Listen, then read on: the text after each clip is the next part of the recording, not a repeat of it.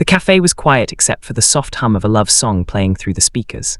Rain drizzled outside, streaking the windows in silver lines, blurring the world beyond the glass. Inside, a young woman sat by the corner table, nervously fidgeting with her phone. Her name was Maya, a 26-year-old event planner with a heart too soft for her own good and dreams too big for her reality. She had agreed, against her will, to a blind date set up by her best friend.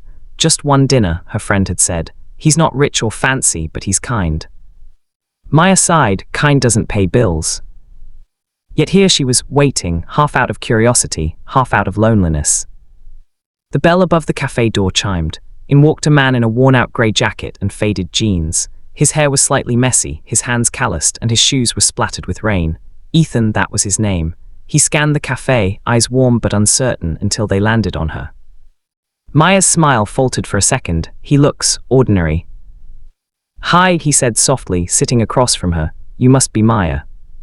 She nodded, offering a polite smile. And you must be Ethan. Their first moments were awkward. She talked about her career, her ambitions, her love for travel. He listened more than he spoke, occasionally asking thoughtful questions that showed he cared more about what she felt than what she owned. But something about his eyes, deep brown, filled with quiet wisdom, made her stay a little longer than she planned. Over the next few weeks, they met again and again. Ethan always took her to small cafes, walked her home in the rain, and never let her pay for coffee even when she offered. He didn't have a car, didn't talk about expensive vacations, and never bragged. Yet every time Maya talked, he listened as if her words were precious. He remembered the smallest details, her favorite tea flavor, her fear of thunder, her dream to own her own event company someday. Slowly, her judgment of him began to melt. For the first time, Maya felt seen, not for her looks or success, but for her soul. But her friends didn't see it that way. Maya, are you serious? One of them said during lunch. He doesn't even own a car, he's just average. Yeah, another chimed in.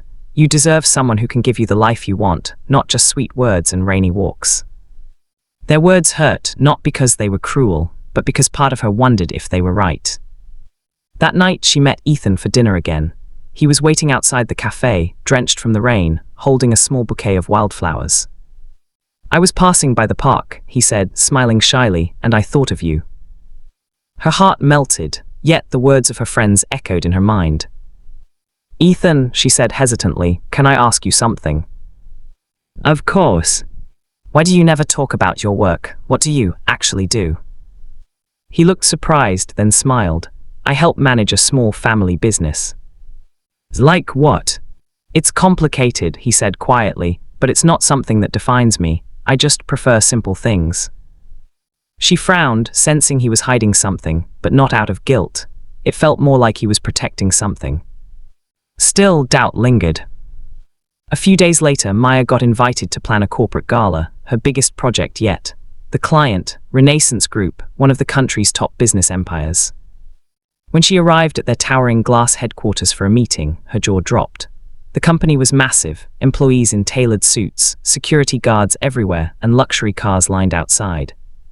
She clutched her folder nervously and entered the conference room.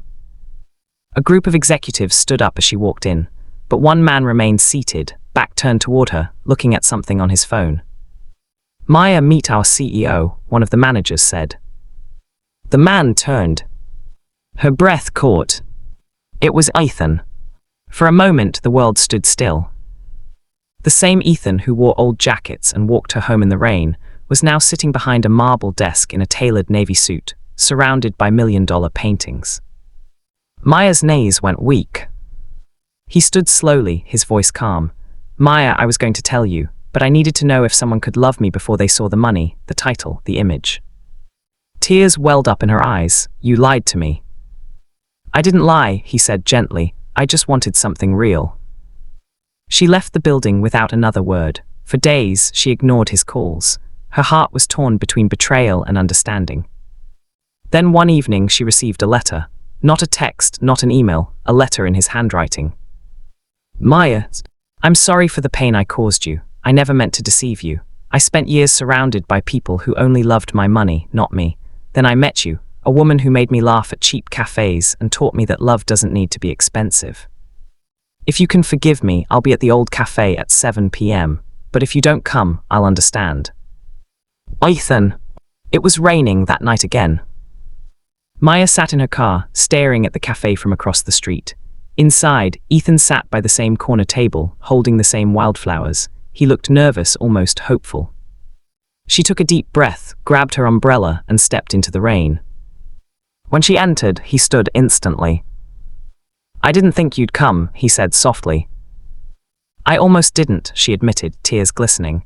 "But then I remembered, you never once made me feel small. You made me feel seen." He took a step closer, "And you made me believe in love again." Their eyes met, no riches, no titles, no pretenses, just two hearts that had found each other. A year later, Maya's small event company, kind, thriving, supported by a quiet investor whose identity she kept secret. That investor, of course, was Ethan, but to everyone else he was just the man who brings her coffee every morning. Together they built a life not of luxury, but of laughter, humility, and love built on truth. Because sometimes the richest hearts hide behind the simplest faces.